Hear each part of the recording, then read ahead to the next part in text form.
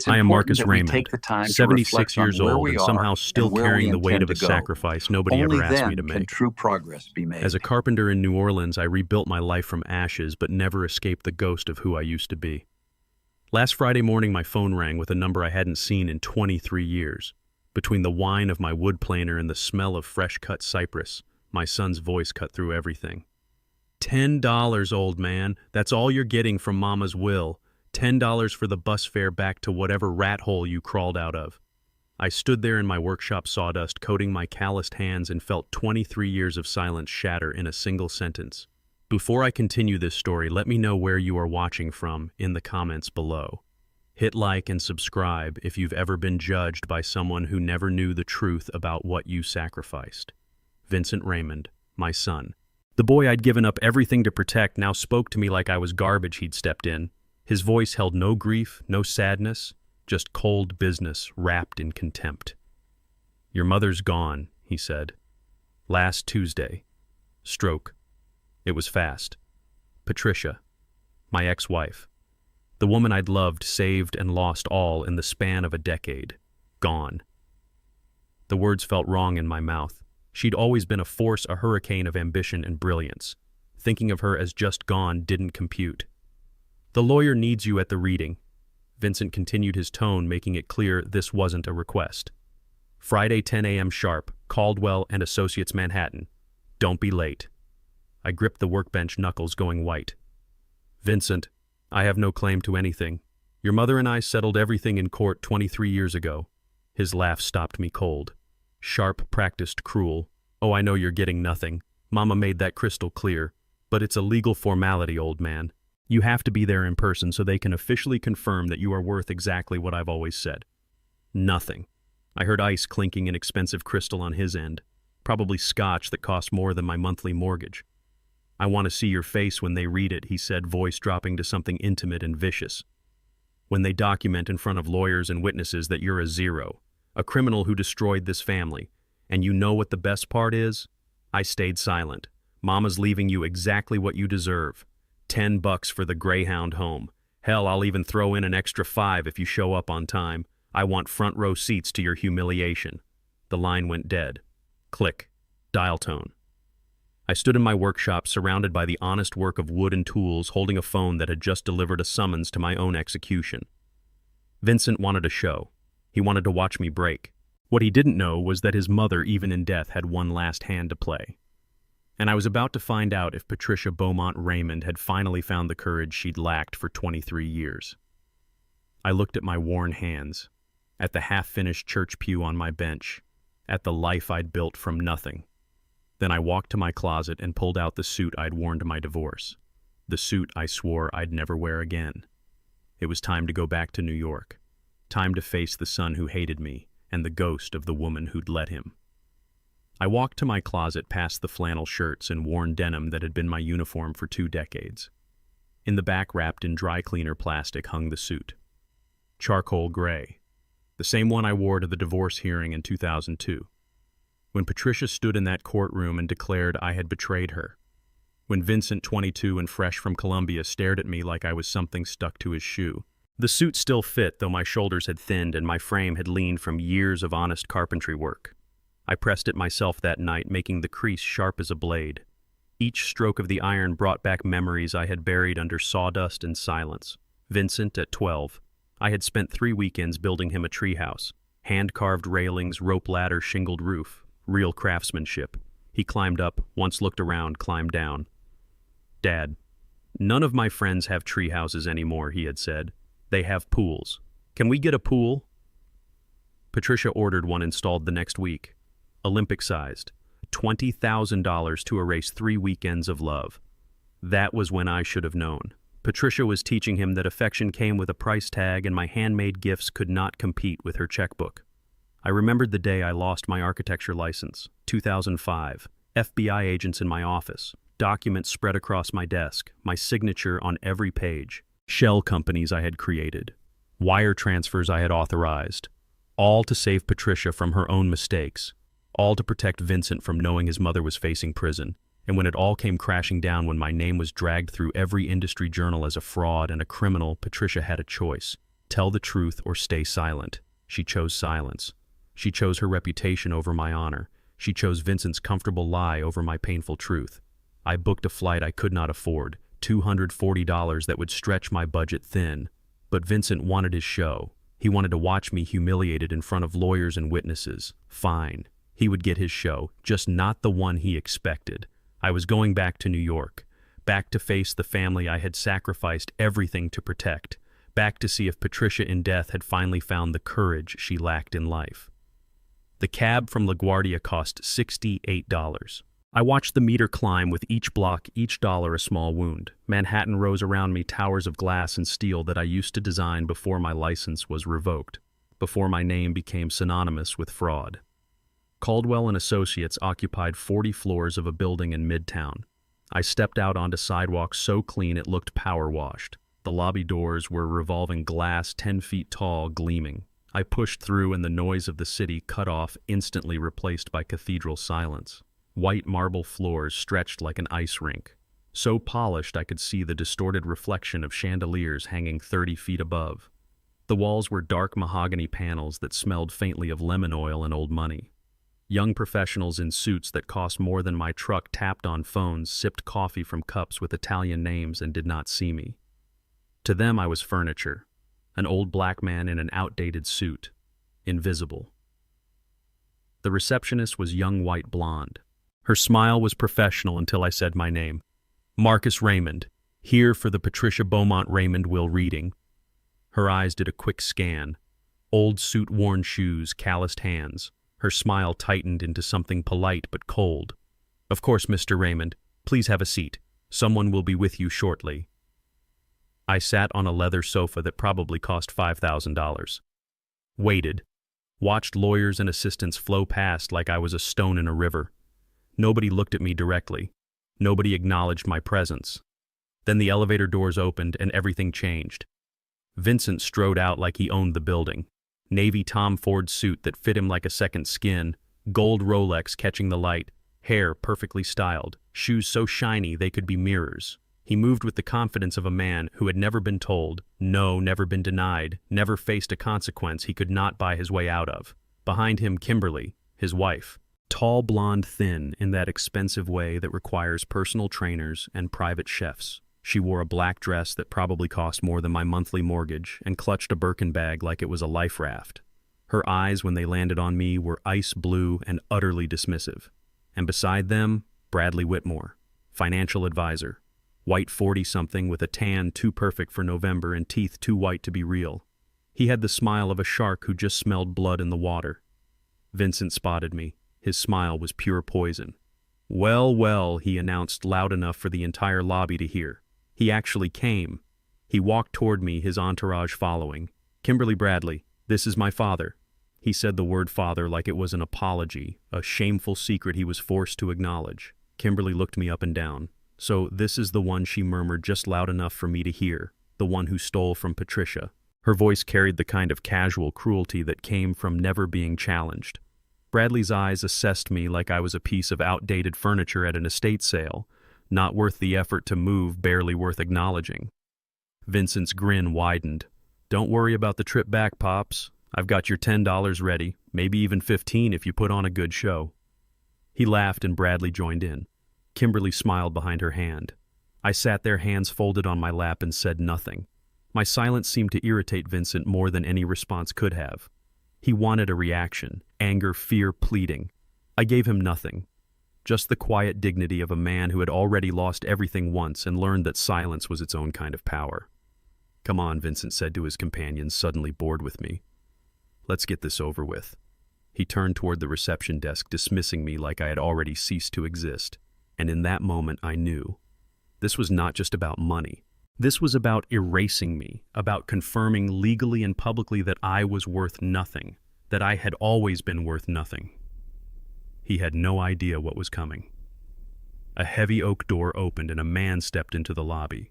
The room temperature seemed to drop 10 degrees. Everyone straightened. Even Vincent's smug expression faltered for a fraction of a second. Lawrence Coleman. 63, black, in a gray suit so perfectly tailored it made Vincent's Tom Ford look like something off a rack. He had the face of a federal judge, impassive and impossible to read, with eyes that did not just see you but assessed, weighed, and filed you away for future reference. His gaze swept the lobby, passing over Vincent and his entourage as if they were part of the furniture, and landed on me. "Mr. Raymond," he said, his voice carrying the kind of respect that made it clear he was addressing me, not Vincent. "Thank you for coming. Please follow me." He did not offer his hand, but the words were a handshake in themselves. Simple acknowledgement of my right to be there, my dignity as a human being. Then, only then, did he turn to Vincent. "Mr. Raymond," he said, same name, but the tone was different. Colder, stripped of warmth. The slight was so subtle that most people would miss it, but Vincent's entire world was built on status and special treatment. Being acknowledged second after me was a direct challenge to his sense of superiority. I saw his jaw tighten, a flicker of annoyance in his eyes. "Let's get this over with, Coleman," he snapped, trying to reassert control. "I have reservations at Le Bernardin. I don't intend to be late." Coleman's expression did not change. "As you wish," he said, simply holding the door open. "This way, gentlemen." The conference room was exactly what you would expect from a firm that handled 9-figure estates. A single massive table made of dark mahogany filled the center, so polished it looked like a black mirror. Floor-to-ceiling windows lined one wall, offering a view of the gray skyscraper across the street. No sky, no horizon, just more buildings. It was a room designed for delivering verdicts, not comfort. Vincent naturally took the seat at the far end of the table, the power position, spreading his arms wide like he was claiming territory.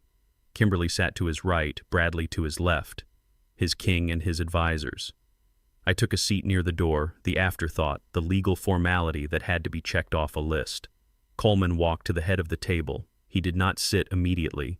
He placed a thick leather-bound document on the surface with a soft but definitive thud. The sound seemed to suck all the air from the room. Then, with methodical slowness, he pulled out his chair, sat down, reached into his breast pocket, and produced a pair of simple gold-rimmed reading glasses. He was in complete control. Every movement deliberate, every second calculated. Kimberly leaned toward Bradley, whispering something. Bradley smirked. Vincent checked his Rolex for the third time, a gesture meant to communicate that this was beneath him, that he had more important places to be. Coleman opened the binder. The pages were thick, creamy, expensive. He cleared his throat, and the room fell into a silence so profound I could hear the faint hum of the air conditioning. "This," he began, his voice filling every corner of the room, "is the last will and testament of Patricia Beaumont. Raymond, dated August 4th of this year." He paused, letting the words sink in. "I, Patricia Beaumont Raymond, being of sound mind and body, do hereby declare this to be my last will and testament, revoking all former wills and codicils heretofore made by me." Vincent sighed, a theatrical gust of impatience, and glanced at his watch again. He was already bored, already convinced he knew how this would end. His inheritance secured, his victory guaranteed, my humiliation imminent. Coleman turned the first page with excruciating slowness. First he read, "I direct that all my just debts and funeral expenses be paid from my estate." Another pause. Another page turned. Vincent's leg bounced under the table. Kimberly examined her manicure. Bradley scrolled through his phone under the table, and I sat perfectly still, hands folded, watching Coleman. Watching the way he controlled the room with nothing but patience and precision. Watching the way he was building towards something none of them saw coming. The storm was gathering, and Vincent, in his arrogance, had no idea he was standing at the center of it. Second, Coleman read, his voice steady and unrushed. "I give and bequeath the sum of $75,000 tax-free to my housekeeper, Rosa Hernandez, in gratitude for her 28 years of loyal service and her unending patience with my family's demands." Vincent rolled his eyes. "Peanuts," he muttered to Bradley, loud enough for the room to hear. Bradley smirked in agreement, but I felt something shift inside me. Rosa. I remembered her.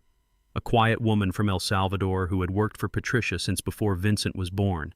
She had always had a kind word, a cup of coffee waiting in the kitchen after my fights with Patricia. She had seen everything, said nothing, and endured.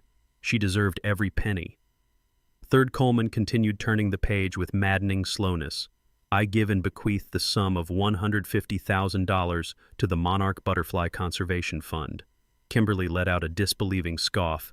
"Butterflies," she said to Bradley, her voice dripping with contempt. "Is she serious?" The words hit me like a punch to the chest. Butterflies. I was no longer in that cold conference room. I was in Mexico, 1988. Patricia and I had driven an old Jeep down dirt roads to see the monarch migration. We hiked for miles into the mountains and then we found them. Millions of orange and black wings filling the air like a living sunset. Patricia stood in a clearing, face tilted to the sky, tears streaming down her cheeks. "It's like all the souls in the world flying home," she had whispered. "It's the most beautiful thing I've ever seen, Marcus," she remembered. After all the bitterness, all the lawyers, all the years of silence, she remembered that day. This was not just a bequest, it was a message. To me. That somewhere beneath the empire builder, beneath the woman who chose her reputation over my honor, the Patricia I loved was still there. Fourth, Coleman read, "Pulling me back to the present, I give and bequeath the sum of $35,000 to my driver, Jerome Carter, for his excellent service, and for never once commenting on the colorful language my son used in the back seat of my vehicle." Vincent sat bolt upright. "What the hell does that mean?" His voice was sharp, defensive. "It means nothing," Mr. Raymond Coleman replied, his tone flat and unimpressed. "Shall I continue?" Vincent's face flushed red. This was not going according to his script. His mother was supposed to be dividing the empire, not taking shots at him through her will. Kimberly put a hand on his arm, trying to calm him, but he shook it off. Fifth, Coleman continued, "I give and bequeath the sum of $8,000 to my financial advisor, Bradley Whitmore, with the legally binding recommendation that he use it to enroll in a professional ethics course. My forensic accountant found several discrepancies in his management of my portfolio that require immediate remediation." Bradley's face went from tan to pale in under a second. His shark smile vanished. 8,000. After years of managing hundreds of millions, and the ethics course. That was not a gift. That was a public accusation. Patricia had just called him a thief in a room full of witnesses in a document that would become part of the public record. He turned to Vincent, eyes wide, but Vincent was not looking at him. Vincent was staring at Coleman with barely controlled rage. And sixth, Coleman said a hint of something that might have been amusement in his voice to my daughter-in-law, Kimberly Hayes Raymond. "I leave the high-quality replica Cartier bracelet she attempted to swap for my authentic one during Thanksgiving dinner 2023. The room went silent. Kimberly's face turned a splotchy, furious red. "That crazy old bitch," she started to say, her voice rising. "Shut up," Vincent hissed, not defending her, just trying to control the damage. "Shut up, Kimberly." But the damage was done. Patricia had just exposed Kimberly as a common thief. Not in private, not in whispers, but in a legal document that would be filed with the court, accessible to anyone who wanted to look. Kimberly grabbed her Birkin bag, clutching it like a shield, her eyes wet with rage and humiliation. Vincent slammed his hand on the table. "Enough," he bellowed. "Enough with the servants and the jokes, Coleman. Get to my part. Get to the real estate, the portfolio, the money. Stop wasting everyone's time with this petty bullshit." The outburst echoed in the room. Vincent was breathing hard, face-red veins visible in his neck. He was losing control, and he knew it.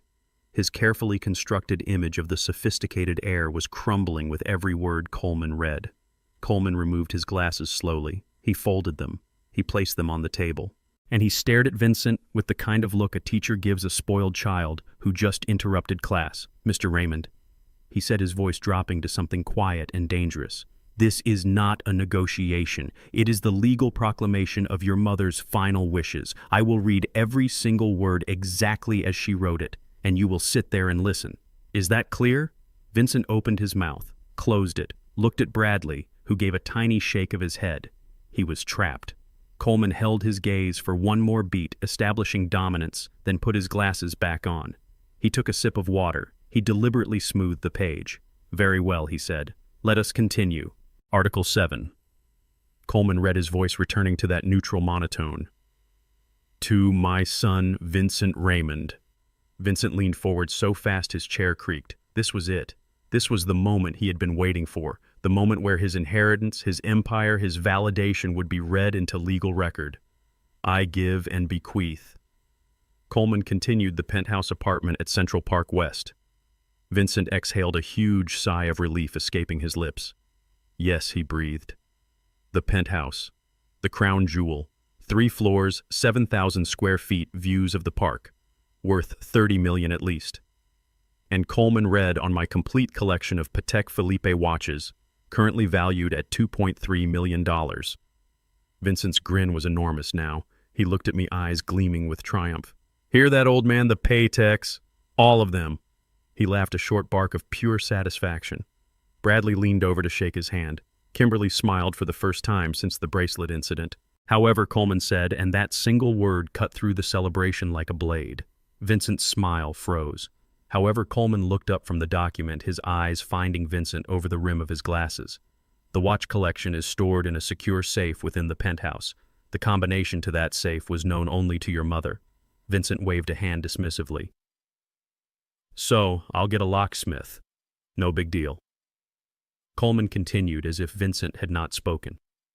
The sole key to that safe, he paused, letting the silence stretch, I have entrusted to his father, Marcus Raymond.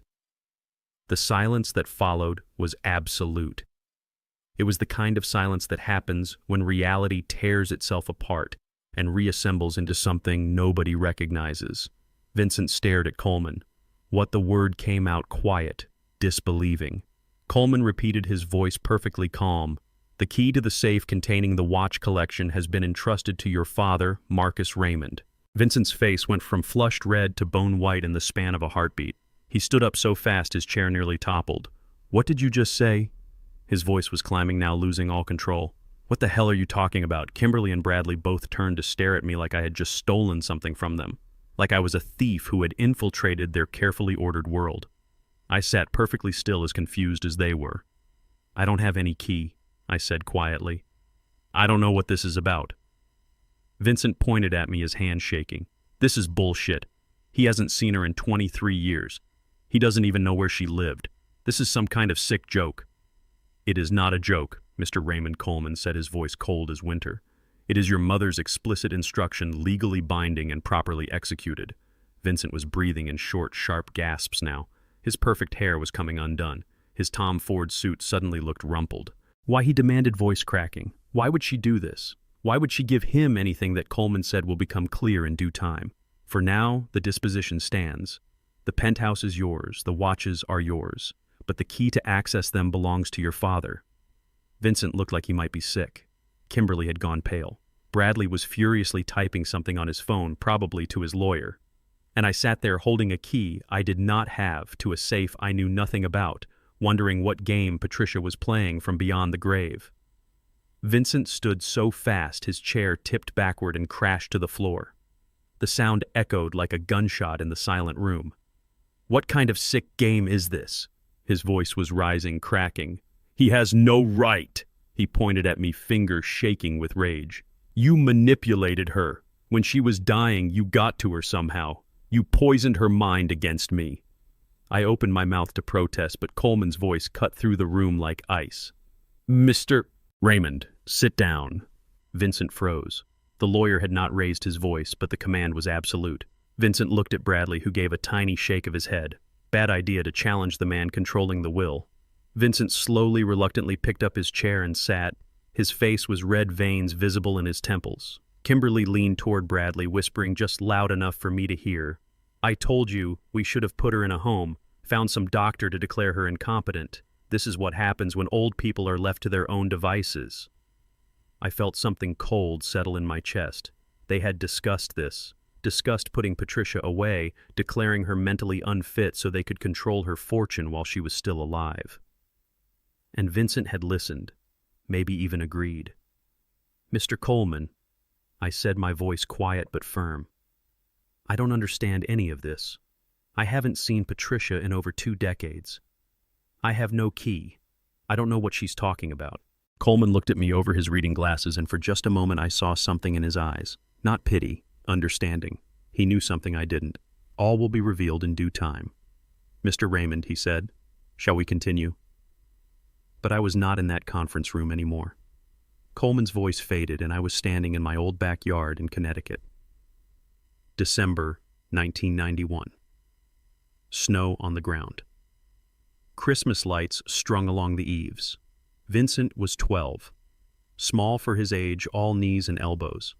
I had spent 3 weekends building him a treehouse in the old oak.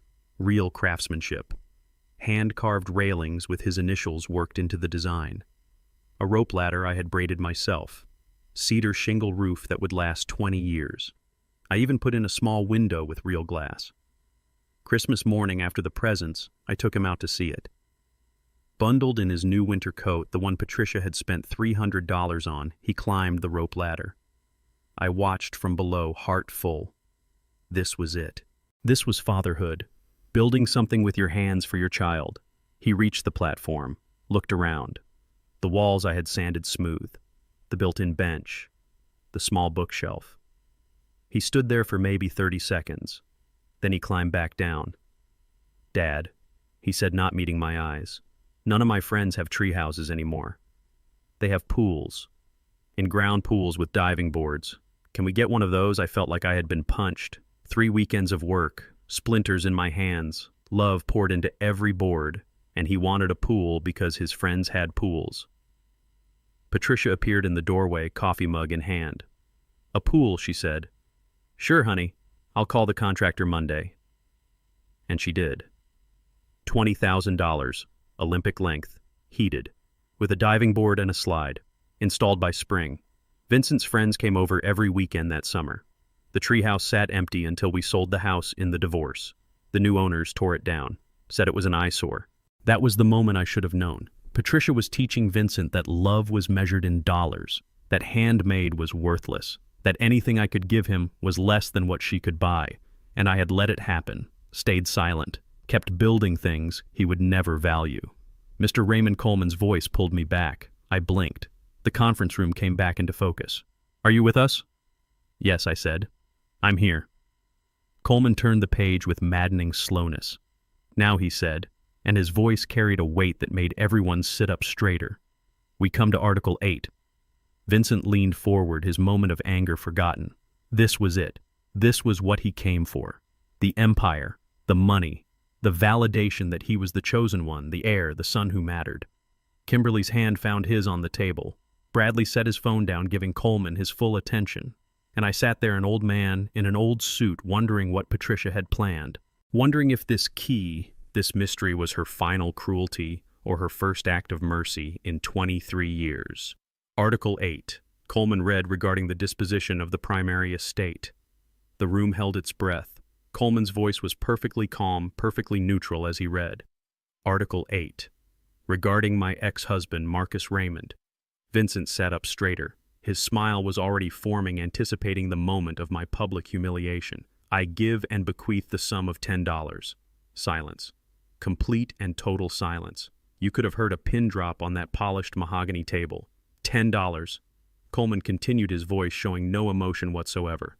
"United States currency to be paid in cash. This sum is intended to cover the cost of bus transportation back to wherever he came from. A trip my son Vincent will surely be kind enough to suggest for him." The silence broke. Vincent's laugh started as a snort, then exploded into something huge and uncontrolled. He threw his head back and laughed, a sound so full of malicious joy it seemed to fill every corner of the room. $10. He could barely get the words out through his laughter. He stood up, slapping the table with both hands. Oh my God. $10. Tears were streaming down his face now. Not tears of sadness, tears of pure, unadulterated triumph. He pointed at me, his whole body shaking with laughter. "You hear that, old man? $10 for the bus. Mama was savage." Kimberly's high-pitched giggle joined in. $10 for the Greyhound. "Oh, Vincent, that's perfect. That's absolutely perfect." Her earlier humiliation about the bracelet was forgotten. She had been forgiven because someone else, someone lower, was being humiliated worse. Bradley saw his opening to get back in Vincent's good graces. He stood clapping Vincent on the shoulder. "Your mother had a wicked sense of humor, Vincent. Truly wicked. $8,000 for me, but I get told to take an ethics class. But him, he gets bus fare. That's poetic justice." They were giddy now, the three of them, a pack of hyenas circling what they thought was a kill. Vincent walked around the table toward me. He pulled out his alligator skin wallet, the kind that cost $1,000. "You know what, old man?" He pulled out a $20 bill. 20, not 10, 20. "Don't say I never gave you anything." He dropped it on the table in front of me. The bill fluttered down, sliding across that perfect mahogany surface until it stopped right in front of my folded hands. "There's your inheritance," he said, his smile vicious. "Plus a little tip for the show. For putting up with you all these years." He looked at Bradley and Kimberly. Come on, let's get out of here. I need champagne. I need to celebrate. I sat there looking at that $20 bill. I did not pick it up, did not even touch it. I just looked at it, then looked up at Vincent. My son, 45 years old, laughing at his father's humiliation, celebrating his mother's cruelty. I felt no anger, no shame, just a deep, profound sadness for the man he had become, the man Patricia and I had created through our mistakes. But I also felt something else, a quiet certainty. This was not over. Coleman had not moved, had not started gathering his papers, had not stood to leave. He sat there, hands folded on the document, waiting. Vincent put his jacket on, adjusting the lapels. "It's done," he announced to the room. "It's all mine. Finally." He looked at Bradley. "Per se, we're celebrating. Order the tasting menu. Whatever it costs." He turned to Coleman. "Just have your assistant send the papers to my office for signature." He headed toward the door, Kimberly and Bradley following like courtiers behind a king. He did not look back at me, did not say goodbye. I had been dismissed, discarded, erased. His hand was on the door handle when Coleman spoke. "Mr. Raymond." The voice was not loud, but it cut through the room like a blade through silk. Vincent froze, his hand still on the handle. He turned slowly, his expression already shifting from triumph to confusion. Coleman had not moved. He sat there, hands still folded on the document, looking at Vincent over his reading glasses. "Please sit down," Coleman said. His voice was quiet, dangerously quiet. "I have not finished reading." Vincent's face went through several expressions in rapid succession. Confusion, annoyance, then something else. Something that might have been the first flutter of fear. "What did you say?" Vincent asked. Coleman's voice was perfectly clear. "Sit down. I have not finished reading." "Finished?" Vincent's laugh was uncertain now. "You read it. $10. The joke. It's over." His voice was trying for confidence but not quite making it. Coleman reached down beside his chair. Slowly, deliberately. He pulled out his briefcase, opened it, and removed a second folder. Not the thick leather-bound will that sat on the table. This was different, thinner, manila-colored, and sealed with red wax. That, Coleman said, pointing to the leather-bound document, was the original will, executed 5 years ago. He placed the new folder on the table with a soft thud. "This is a codicil, a legally binding amendment to the will." The room temperature seemed to drop 20 degrees. "Signed, witnessed, and notarized 3 weeks ago." Coleman's eyes found Vincent's. "1 week before your mother's stroke. Its primary clause supersedes and replaces all previous articles regarding the disposition of the primary estate." Vincent did not sit. He collapsed. His legs seemed to give out and he fell into his chair. His face had gone from flushed red to bone white in the span of seconds. Kimberly and Bradley stood frozen by the door. They stared at that red, sealed folder like it was a bomb that might explode. Coleman produced a small letter opener. With excruciating slowness, he broke the wax seal. The sound of it cracking was like a gunshot. He opened the folder. Inside was a single sheet of paper clipped to several thicker documents. "This," Coleman said, "is a letter from your mother, addressed to you, Vincent, with explicit legal instruction that it be read aloud today in the presence of all parties named in the will." He looked up. Its contents formed the basis of the new Article 8. He put his reading glasses back on, adjusted them, looked down at the page, and began to read. Coleman's voice changed. It was no longer the neutral monotone of a lawyer reading legal language. It became something else. Patricia's voice, her words, her final testament. "To my son Vincent," he read, "I am writing this because I am finally done being a coward." Vincent made a small sound, almost a whimper. "For 23 years I have let you believe a lie I created, a lie I nurtured, a lie that destroyed a good man, your father." Vincent's head snapped up. "What?" The word came out strangled. "The story you grew up with," Coleman continued, his voice relentless. "The story of your criminal father who embezzled from my company, who betrayed our family, who destroyed everything we built. That story is a complete fabrication, the opposite of the truth." "No!" Vincent exploded from his chair. The word was a roar. She was sick. She was senile. This is fake. He pointed at me, his whole arm shaking. He did this. He manipulated her when she was dying. He got to her somehow. This is a scam. He spun toward Bradley. Tell him this is inadmissible.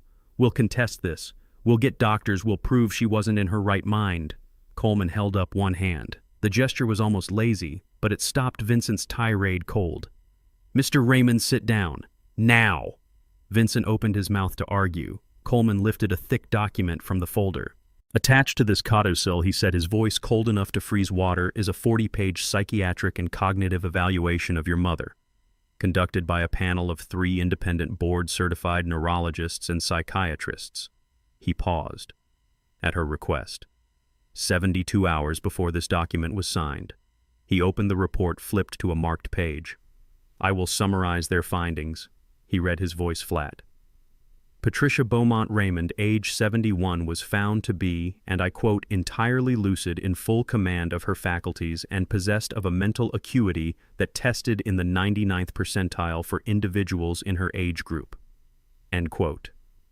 He dropped the report on the table. The thud echoed in the silent room.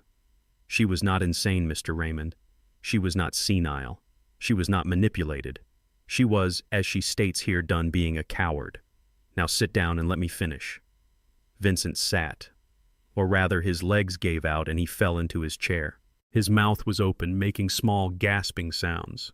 Kimberly had gone pale, her hand pressed to her throat. Bradley was staring at the psychiatric report like it was a snake. Coleman returned to Patricia's letter. He read slowly, giving weight to every word. The truth. Vincent is this. 23 years ago, Beaumont Luxury Developments was on the brink of total catastrophic failure. I had made terrible, reckless decisions, overextended into projects I didn't understand, trusted the wrong partners, ignored the warning signs. I closed my eyes. I was back there. 2005, 3 a.m, Patricia's home office, computer screen casting blue light on her face, spreadsheets showing nothing but red, bankruptcy projections, criminal liability assessments. Coleman's voice pulled me back. I was facing not just bankruptcy but criminal charges for fraud and negligence. The Caribbean resort project had collapsed. The permits were fake. The partners were con artists. I was going to lose everything. The company, my reputation. I was going to prison. Vincent was shaking his head slowly like a man underwater trying to deny what he was hearing. We were given one way out, Coleman read. A deal with a group of investors, unsavory investors. They would inject $100 million to save the company. In return, we would launder their money through future construction projects, inflate the costs, pay their shell companies, make their dirty money clean. Vincent whispered something. I could not make out the words. I was trapped. Coleman continued reading Patricia's confession. If I refused, I went to prison for fraud. If I accepted, I would eventually go to prison for money laundering. I was paralyzed. I was ready to let it all burn, to lose everything. Pause. Coleman looked up, his eyes finding mine, and then your father stepped in. Vincent's eyes, wide and disbelieving, turned to me. Your father, Coleman, read the man you have called a criminal for 23 years, made a choice. To protect me, to protect you. He took the deal. He put his own name, his own career, his own reputation on the line. He created the shell companies using his architecture license. He signed the fraudulent documents. He met with the money launderers. He took all the meetings in Zurich and Dubai and Grand Cayman. He did the dirty work so the Beaumont name could remain clean. My hands were shaking on the table. 23 years. 23 years of silence. And now finally someone was telling the truth. He built a legal firewall around me, Coleman read. Around the company. He funneled all the risk, all the liability to himself. And when the FBI finally came, they came for him. Because that was exactly what he had planned. Vincent made a broken sound. A sound like something inside him had cracked. He confessed to crimes he did not commit. Negligence, fraud, tax evasion. He confessed to cover up the real crime, the money laundering that I was responsible for. He lost his architecture license, his reputation, his career, everything. Coleman looked up from the page, looked at Vincent, then at me. He did it to save your mother, to save you. to save the company you now claim as your inheritance. The room was silent except for Vincent's ragged breathing. And what did I do? Coleman read Patricia's voice through his. What did I do to thank him for this sacrifice? Coleman continued reading, and Patricia's words cut through the room like a scalpel through flesh. I listened to you, Vincent. I listened to your poison. Vincent flinched like he had been struck. You were 22 years old, fresh out of Colombia. You came home and saw the news stories about your father's arrest. You saw his mugshot. You saw the headlines calling him a fraud, and you were embarrassed. Vincent was shaking his head. No, that's not... Coleman's voice rolled over his protests. You told me he had betrayed us, that he had embezzled from the company, that he had humiliated you in front of your friends, and I, in my shame and my cowardice, agreed with you. I let that be the story. I let you believe your father was a criminal. I divorced him. I abandoned him. I let our son treat him like garbage. Kimberly was staring at Vincent now, really seeing him maybe for the first time, seeing the man who had built his entire identity on a lie. Why? Coleman read. Why did I do this? Because I was terrified. Terrified that if you knew the truth, you would look at me with the same contempt you had for him, that you would know your mother was weak, was a coward, was the real criminal. So I let him burn. I let Marcus Raymond sacrifice everything, and then I let the world believe he was a thief. Vincent's voice was barely a whisper. She loved me. She wouldn't. I was a coward. Vincent Coleman read his voice harder now. And I let you become this greedy, arrogant, empty shell of a man who mocks the very person who sacrificed everything so you could have the life you've lived. Vincent's breath was coming in short gasps now. His face had gone from white to gray. You have never worked a real day in your life. You have never built anything. You have never sacrificed anything. You are a parasite living off the scraps of your father's honor. Bradley took a step back from Vincent, creating distance. Kimberly's hand had left Vincent's arm. They were rats leaving a sinking ship. This $560 million fortune you have been waiting to inherit, Coleman's voice was relentless. This empire you claim as your birthright, it does not exist because of you. It does not even exist because of me. It exists in its entirety because of Marcus Raymond. I felt tears on my face. I had not cried in 23 years. Not when I lost my license. Not when Patricia divorced me. Not when Vincent stopped speaking to me. But now, hearing the truth spoken aloud, hearing Patricia finally acknowledge what I had done, the tears came. Every building we constructed after 2005, Coleman read. Every luxury development, every high-rise, every dollar of profit. It was built on your father's sacrifice, on his destroyed reputation, on his stolen career. Vincent was making small sounds now, not words, just sounds. The sounds of a man whose entire world was crumbling around him, and you, his own son, treated him like he was nothing, like he was a stain on your perfect life. Coleman paused, took a sip of water, let the words sink in. Then he continued. I am writing this letter 3 weeks before I die. The doctors do not know that I know, but I do. My heart is failing. I have days, maybe weeks. I am not afraid of dying. I am afraid of dying with this lie still poisoning my son. Vincent looked up, tears streaming down his face now. Mom, he whispered to the empty air.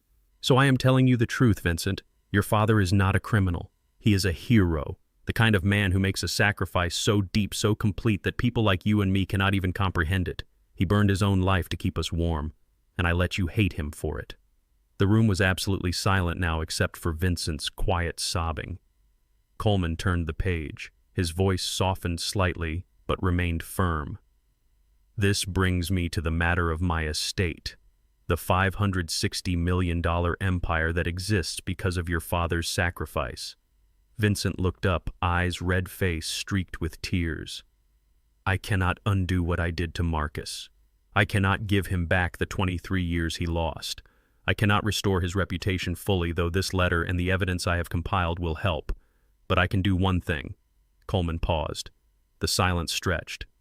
I can give him back what he earned, what he paid for with his honor. Vincent's breath stopped.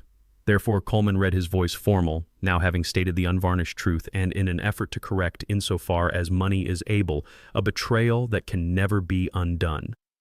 I hereby decree as my final wish and binding testament the following. He turned the page. The sound was like thunder. All of my property, real and personal, wherever situated. All of my stocks, bonds, and liquid assets. My art collection currently valued at $47 million. My private holdings and investments. And most importantly, my entire unencumbered 100% controlling interest in Beaumont Luxury Developments LLC and all its subsidiaries. An estate with current estimated value of $560 million. Coleman looked up. His eyes swept the room, landed on Vincent, then moved to me. I give, devise, and bequeath to my ex-husband, Marcus Raymond. The words hung in the air like a bomb that had not yet exploded. Vincent made a sound. Something between a gasp and a sob. I leave this not as a gift, Coleman continued, but as payment. As long overdue and wholly inadequate compensation for the career I allowed to be destroyed, for the honor I allowed to be stolen, and for the family I in my cowardice allowed to be broken. I could not breathe, could not move. $560 million, the company, everything. She was giving me everything. But it was not about the money. It had never been about the money.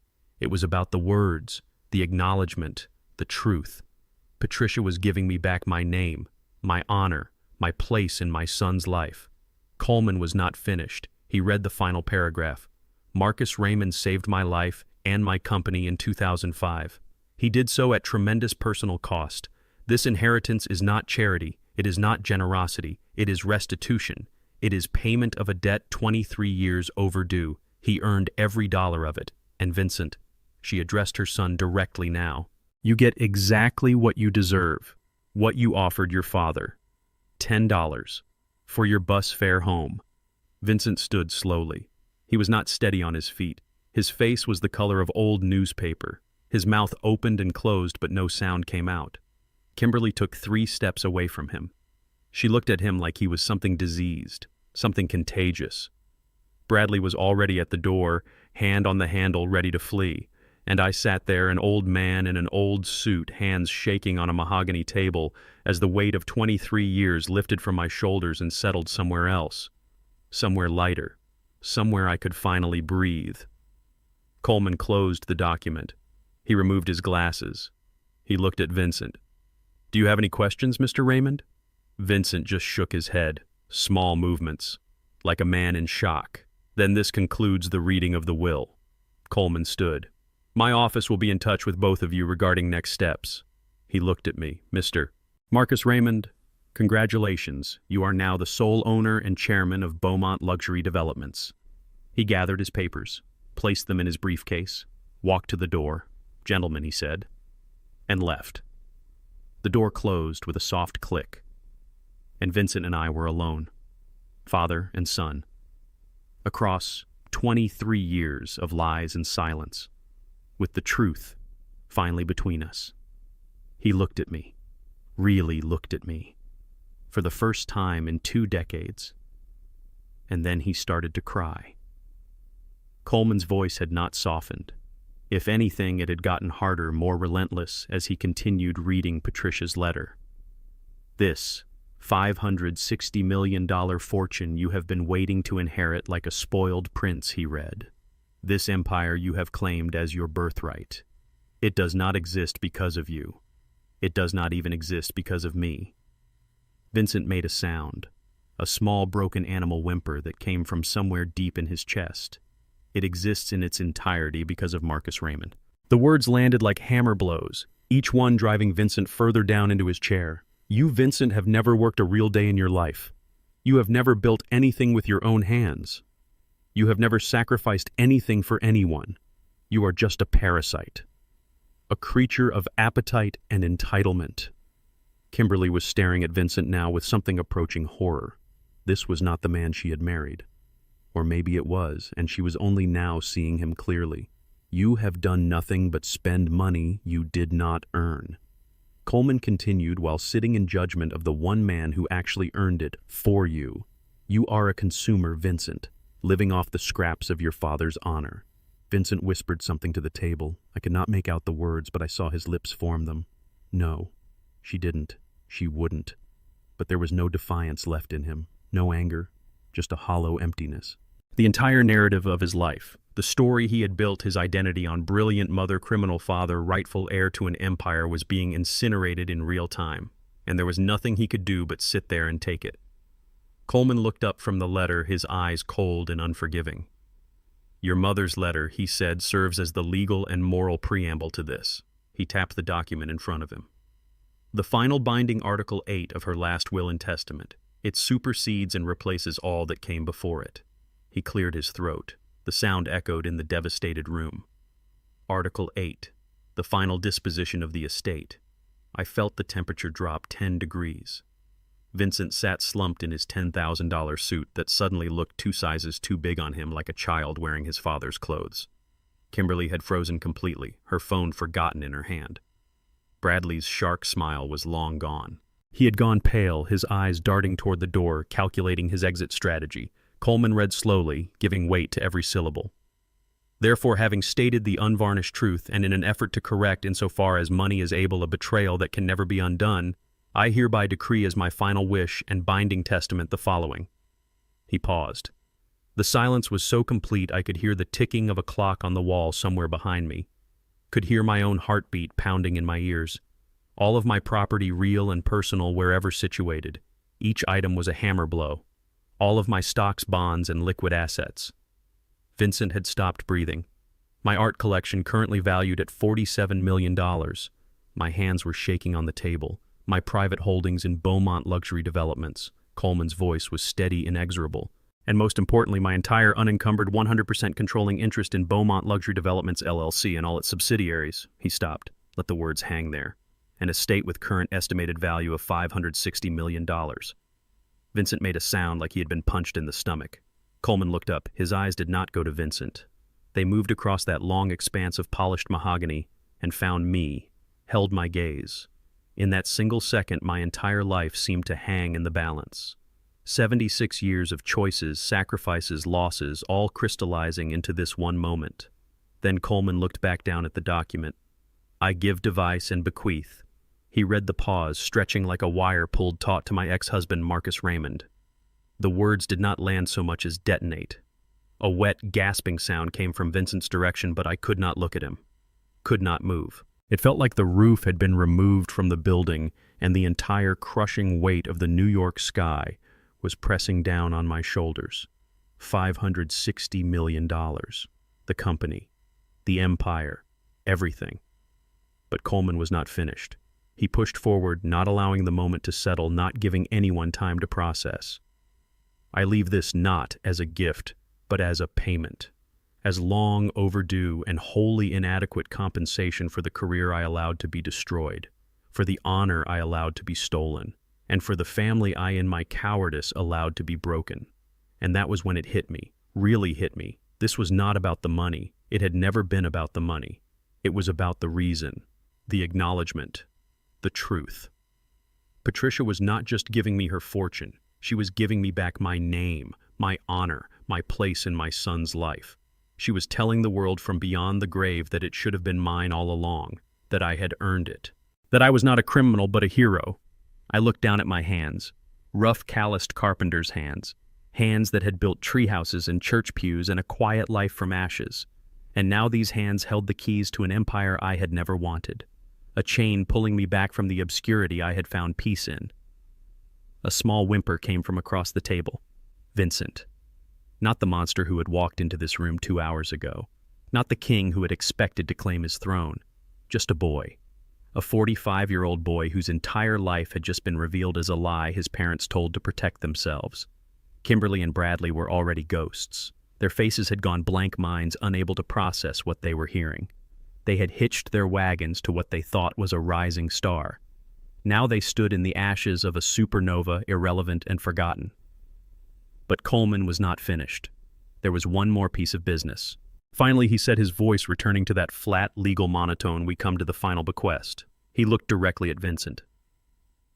"And for my son, Vincent Raymond." Something flickered in Vincent's dead eyes. Not hope exactly. Something more primal.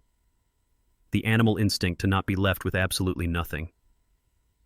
He slowly, painfully raised his head, his eyes red-rimmed and hollow, fixed on Coleman, waiting. For what, $1 million, a trust fund. Some small scrap from the table he thought had been set for him. Coleman's face showed no pity, no emotion at all. For my son Vincent, who has already received a lifetime's worth of fortune both in the money he spent so freely and in the sacrifices he never acknowledged, I leave him only one thing. He paused, looked down at the paper, then back at Vincent. I leave him precisely what he so thoughtfully and publicly offered to his father. My breath caught in my throat. No, she would not.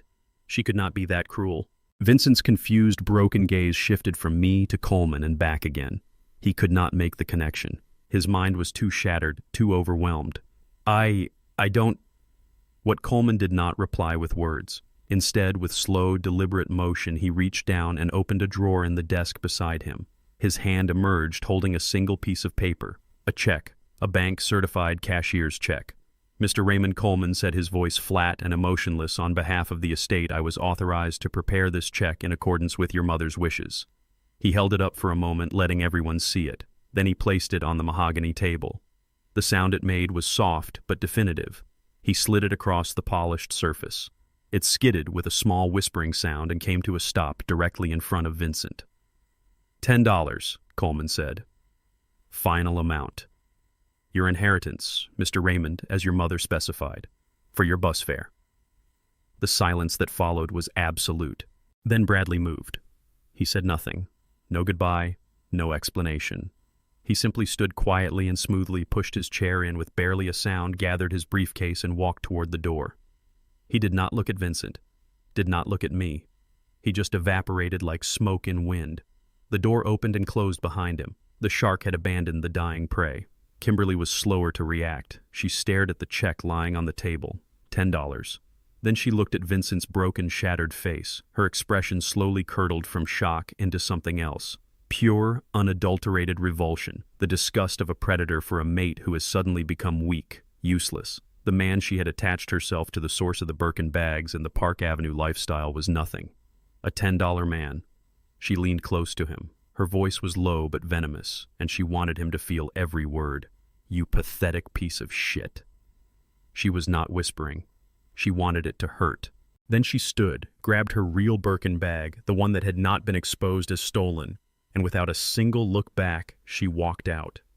The click-clack of her expensive heels on the marble floor outside was the only sound in the universe. And then there were three. Me, Coleman, and Vincent. The check, that $10 check, sat on the polished wood like a tombstone. A final brutal monument to Vincent's arrogance, to his cruelty, to the cosmic justice of a mother who had finally found her spine. Vincent stared at it. His breathing had gone shallow, almost stopped. For 5 full seconds he was completely motionless, a statue carved from ruin. The only sign of life was the tiny muscles in his cheek twitching uncontrollably. Then he exploded. It was not a word. It was a scream, a primal, guttural roar of pure, undiluted rage, the sound of a man who has lost everything, and worse, has just realized he is nothing. No! His arms flew out in a wild arc, sweeping everything off the table. Glasses, notepads, the heavy crystal water carafe, all of it went flying. The carafe hit the mahogany wall and exploded into 1,000 glittering shards. I'll sue you! His voice was cracking spittle flying from his mouth. He was not talking to Coleman anymore. He was screaming at the universe, at his dead mother, at God. She was crazy, senile. I'll prove it. I'll get doctors. I'll burn it all to the ground. He spun his movements jerky and uncoordinated like a puppet with tangled strings. His wild bloodshot eyes found me. You. The word was a bellow torn from somewhere deep. This was you. You did this. You got to her. You manipulated her when she was dying. You thief. And then he lunged. He did not walk. He launched himself across the room like a missile. His chair crashed to the floor behind him. He was not a businessman anymore, not a sophisticated heir. He was just an animal, blind with fury, hands curled into claws coming straight for my throat. I did not have time to stand. I just braced myself, hands gripping the arms of my chair. But Coleman was faster. His hand shot to a small black intercom button on the desk. He pressed it once, a single decisive click. Before Vincent was even halfway around the table, the conference room doors burst open. 2 security guards filled the doorway. These were not rent-a-cops or building security. These were professionals. built like refrigerators, wearing dark suits with earpieces, the kind of men who protect heads of state and billionaires. Vincent, blinded by his rage, did not see them until they had him. One guard grabbed his left arm, the other his right. They spun him around with brutal efficiency. I heard his Tom Ford jacket rip at the seam. They pinned his arms behind his back with practiced, almost casual force. "Get your hands off me." Vincent's voice was a pathetic mix of fury and panic. He struggled, thrashing against their grip, but it was like a fly struggling against steel. His expensive shoes scraped uselessly against the floor. Coleman stood slowly. He looked at the wrecked conference room, looked at the struggling, weeping, screaming man held between two impassive guards. He did not raise his voice. He did not have to. "Remove him." Vincent shrieked. "You can't do this to me. I am Vincent Raymond. I own this building. I'll have your jobs. I'll sue this firm into oblivion. I'll..." Coleman's voice cut through the tantrum like a scalpel. "Mr. Raymond..." He pointed to the white check still sitting on the table, surrounded by broken glass and scattered papers. "Don't forget your inheritance." That broke him. The last shred of Vincent's sanity snapped like a rotten rope. He began to curse. Obscenities poured out of him in a stream. He cursed Coleman. He cursed his mother. But most of all, he cursed me. "I'll kill you, old man." His voice was raw, his throat tearing itself apart. "Do you hear me? I'll kill you. I'll find you. I'll make you pay for this." The guards were dragging him backward now toward the door. His legs had given out. They were carrying him more than walking him. His expensive shoes scuffed pathetically on the marble floor. "You stole my life." The words echoed down the hallway. "It was mine, mine, mine." His voice grew fainter. I heard the elevator ding, heard the doors open, heard one final wordless scream of rage and anguish. Then the doors closed. The heavy oak doors to the conference room swung shut with a soft final click. Silence rushed in to fill the vacuum, profound, thick, suffocating silence, broken only by my own ragged breathing and the distant sound of a siren somewhere in the city far below. The adrenaline that had been holding me upright drained away all at once. I felt exhausted, bone-deep, soul-deep exhaustion. 23 years of carrying a burden I could not put down, and now it was gone, replaced by something different, but just as heavy. I slumped in my chair. My wool suit felt like it weighed 100 pounds. Only two of us remained. Me, the man who now owned everything, and Coleman, the man who had delivered the verdict. I looked at the chaos, the overturned chair, the shattered crystal glittering on the carpet, the $20 bill Vincent had thrown at me still lying on the table next to the $10 check Patricia had left him. I looked at Coleman. He was calmly straightening his papers, his face a neutral mask as if a Category 5 hurricane had not just torn through his conference room. One question remained, the only question that mattered. My voice came out rough, exhausted. "The key," I said. "The watches. Why did she do that? Why involve me in that part of it? It seems cruel, pointless." Coleman stopped shuffling his papers. He looked up at me. And for the first time that entire day, a genuine human smile touched the corners of his mouth. It was small, sad knowing. "Mr. Raymond," he said, his voice softening for the first time, "that was your wife's final test for her son." A test. He failed spectacularly. Coleman leaned forward, resting his elbows on the desk. She wanted to see if he would even for a moment be willing to humble himself, to ask you for something, to approach you with respect, with courtesy, maybe even with an apology, to see if there was any part of him left that could be redeemed. He shook his head, sad, but not surprised. The watch collection story. Pure theater, a way to set the stage. She knew Mr. Raymond. She knew he would never ask you nicely. She knew he would rather hire a locksmith, break into the safe, destroy it if necessary, which he will do, and when he does, he'll find nothing but empty velvet boxes. Another joke from the grave. I stared at him. "So, there are no watches." It was all a lie. "Oh, there are watches," Coleman said. "Worth $2.3 million exactly as stated, but they're not in the penthouse safe." He reached into his breast pocket. Not the one where he had kept his reading glasses. The other one. His hand emerged holding something small. Not a document. Not another folder. A key. A single old-fashioned brass key. A house key. He slid it across the table toward me. It made a small metallic sound as it came to rest near my hand. That, he said, is the key she left for you. It was never about the watches. That was misdirection. I looked down at the small piece of brass. My hand was shaking as I reached for it. Then what is this? For Coleman's answer came slowly, carefully. It's the key to the penthouse, but not for the watch safe Vincent will be breaking into. There is another safe, Mr. Raymond.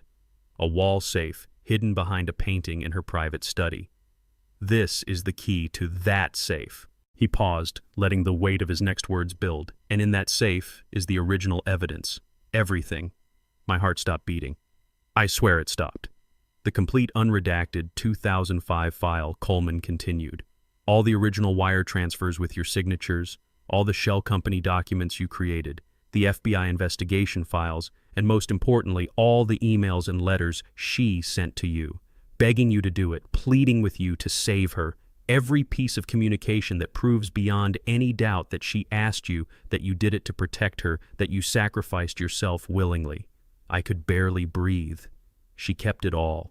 She kept the entire unvarnished truth locked away for 23 years. Coleman said, his voice quiet now, almost gentle. The confession she wrote in that letter. It's all supported by documentary evidence, emails with timestamps, bank records, wire transfer receipts, FBI surveillance photos. Everything that proves her guilt and your innocence. My hands were shaking so badly I had to clasp them together. Why, I whispered, why keep it? Why not destroy it? Coleman's eyes showed something I had not seen before. Understanding, respect. Because she was a coward for 23 years, Mr. Raymond. But she was not a coward when she died. She wanted you to be the one to find it. She wanted you to decide whether to make it public or not. He gestured around the room at the space where Vincent had been at the wreckage of what had once been a family. The money. That was her apology. But this, he nodded toward the key, this was her giving you back your name. I reached out with a trembling hand. My rough, calloused carpenter's fingers closed around the small, cool piece of brass. I held it in my palm, feeling its weight. $560 million was a burden, a chain, a new prison, but this key, this was freedom. Coleman spoke again. There's one more thing in that safe, Mr. Raymond. I looked up at him. A letter. Addressed to you. Sealed. She wrote it the day before she died. I don't know what it says. No one does. She wanted you to read it alone when you were ready. I closed my fist around the key, the cold metal slowly warming in my palm. For 23 years I had been a ghost, an invisible man, a criminal in the eyes of the world, a failure in the eyes of my son. Now I held the key to everything, to $560 million, to complete exoneration, to documentary proof of my innocence, and to Patricia's final words written when she knew death was coming. Coleman stood. The penthouse address is in this packet. He slid a folder across the table. Take your time, Mr. Raymond. The estate will wait for your instructions. There is no rush. He extended his hand across the table. I stood on shaking legs and took it. His grip was firm, respectful. Thank you, Mr. Coleman. No, sir. His voice carried a weight I had not heard before. Thank you. For what you did. For what you sacrificed. I've been a lawyer for 40 years, Mr. Raymond. I've seen a lot of families, a lot of wills, a lot of money do a lot of damage, but I have never seen anything like what you did, what you gave up. And I want you to know that I told your wife when she came to me with this plan that you were a better man than anyone deserved. He released my hand, gathered his briefcase, walked to the door. Then he paused and looked back. She knew that, Mr. Raymond. At the end, she knew exactly what kind of man you were. And she died trying to make it right. Then he was gone. The door closed behind him with a soft click. I stood there in the empty conference room for a long time. I do not know how long. Time seemed to have stopped meaning anything. Eventually, I sat back down. Not in the chair near the door where I had spent the last 2 hours, but in the chair at the head of the table. The chairman's chair. Maybe my chair now. I looked around at the wreckage, shattered crystal catching light like diamonds, overturned furniture, papers scattered across the floor, and on the table, 2 pieces of paper. The $20 bill Vincent had thrown at me in contempt. and the $10 check Patricia had left him in judgment. 76 years old, a black man from New Orleans, a carpenter who used to design skyscrapers, and now apparently the owner of a $560 million empire. I thought about Vincent, about the boy I had raised or tried to raise before Patricia's money, and my silence had twisted him into something unrecognizable. About the man who had just been dragged screaming from this room, his entire life revealed as a lie. My son. I wondered if he would ever speak to me again, if he would ever be able to look at me without seeing the man who in his mind had stolen his birthright. I thought about Patricia, the brilliant, driven, impossible woman I had loved, the coward who had let me burn to save herself, the woman who had finally at the very end found the courage to tell the truth. Too late to save our family, but not too late to save my name. I thought about myself, about the choice I had made in 2005. I could have refused, could have told Patricia no, let her face the consequences of her own mistakes, could have protected myself, but I had not. I had chosen to sacrifice myself to save her, to save Vincent. Because that is what you do when you love someone, even when they do not deserve it, even when they will not thank you for it. Was it worth it? 23 years of being called a criminal, 23 years of estrangement from my son, 23 years of quiet poverty and honest work in the shadows. I looked down at the key in my hand. $560 million said yes, it was worth it. But the money was not the answer. It had never been about the money. I stood slowly, picked up the folder Coleman had left the $10 check on the table for Vincent if he ever wanted to come back for it. I walked to the door, my hand on the brass handle. I paused, looked back one last time at the conference room where my life had been given back to me. I thought about Patricia, unable to face the truth while she was alive, finding courage only in death. I said aloud to the empty room, to her ghost, to whatever remained of the woman I had loved, I forgive you, Patricia, not for me, for her, so she could rest. I opened the door, stepped into the marble lobby. The elevator was waiting, doors open like it had been expecting me. I stepped inside. As the doors closed, I caught my reflection in the polished steel. An old black man in a worn suit, holding a key to a kingdom he never wanted, and a letter from a woman who had finally told the truth. The doors closed, the elevator descended, and Marcus Raymond Carpenter, ex-architect and now reluctant billionaire, went down to meet whatever came next. I stepped out of the conference room building into a Manhattan afternoon that had turned cold and sharp. November air bit at my face, reminding me I was far from the warm humidity of New Orleans. I raised my hand for a cab. 3 passed me by before one finally stopped. The driver, a middle-aged man with tired eyes, looked at me in his rearview mirror. Old black man in a worn suit. I could see him calculating whether I could afford the fare. Central Park West, I said, giving him the address from Coleman's folder. He nodded and pulled into traffic. The 20-minute ride felt both endless and too short. The city blurred past the window, a kaleidoscope of glass and steel and humanity. I sat in the back seat, my hand in my pocket, gripping that brass key until my knuckles hurt. My mind was spinning, unable to settle on any single thought. $560 million. The words did not feel real. Evidence. Documentary proof of my innocence, locked away for 23 years. Patricia's letter. Her final words to me written the day before she died. And Vincent's voice screaming as they dragged him away. I'll kill you. I'll find you. The cab pulled to a stop in front of a tower of glass and limestone that seemed to pierce the sky. I paid the driver, adding a tip I could not really afford but gave anyway out of habit, and stepped onto the sidewalk. A doorman stood at the entrance, white, maybe 50, in a uniform that probably cost more than my suit. His eyes swept over me with the kind of instant assessment that people in his profession perfected. Suspicion, judgment, the look that said, "You do not belong here. Can I help you?" The words were polite, but the tone said, "I'm calling security if you don't leave." I straightened my spine, looked him in the eye. "I'm Marcus Raymond. I'm here for the penthouse." His expression went through a rapid series of changes. Shock, confusion, disbelief. He pulled an iPad from somewhere and tapped at it, checking a list. His eyes went wide. Oh, Mr. Raymond. Yes, of course.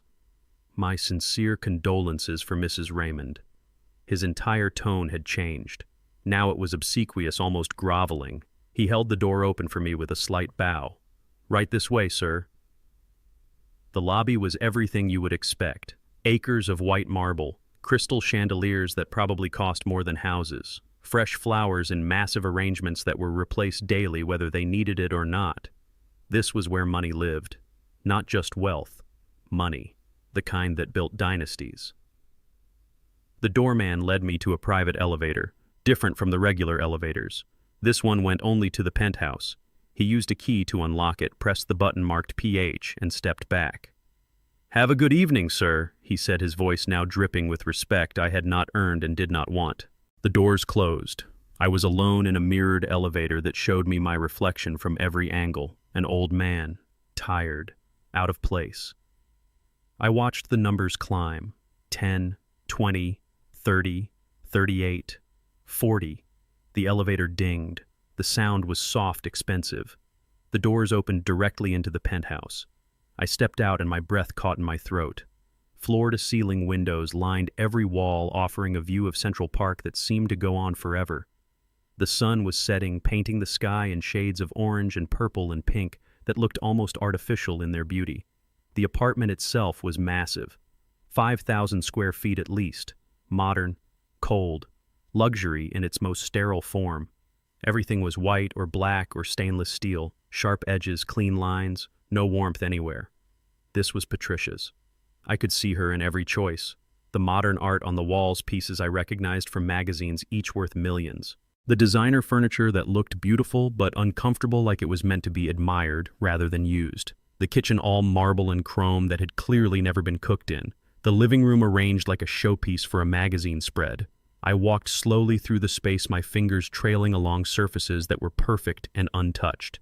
Everything was immaculate, like a museum, not a home. Like Patricia had lived here but never really inhabited it. Memories flooded back. Our first home, a small apartment in Brooklyn in 1978. 2 bedrooms, 1 bathroom, kitchen, barely big enough to turn around in. Patricia had been pregnant with Vincent. I would sit at the kitchen table late at night designing buildings by hand with pencils and drafting paper while she made decaf coffee and kissed the back of my neck.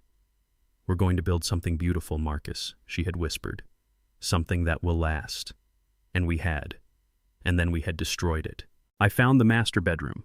A king-sized bed that looked like it had been made by a hotel staff. Patricia had slept here alone. We had been divorced for 23 years, but she had never remarried. Neither had I. I wondered if that meant something or nothing at all. The bathroom was marble and gleaming chrome, a soaking tub that could fit 3 people.